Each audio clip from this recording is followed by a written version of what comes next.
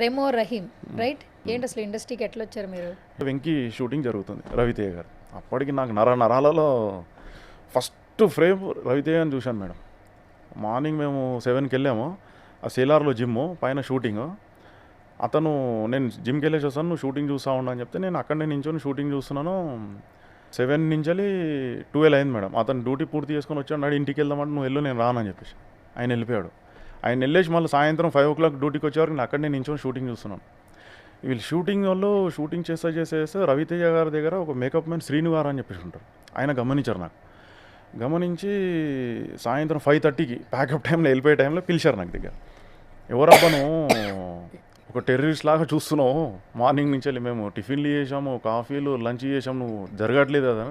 Sir నాకు cinema industry అంటే నాకు ఇష్టం, సినిమాలు నటించాలని చెప్తే అది కింది నుంచి మీరు చూసి ఇట్లా కాదు ఉండేది, నువ్వు కొంచెం బాడీ రెడీ చేయాలా.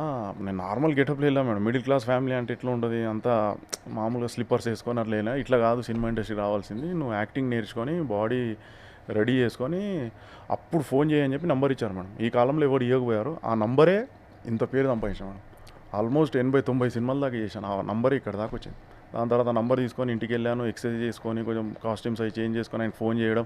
వెంకీ సినిమాలో చూడనంత చిన్న పాత్ర, దాంతో చిన్న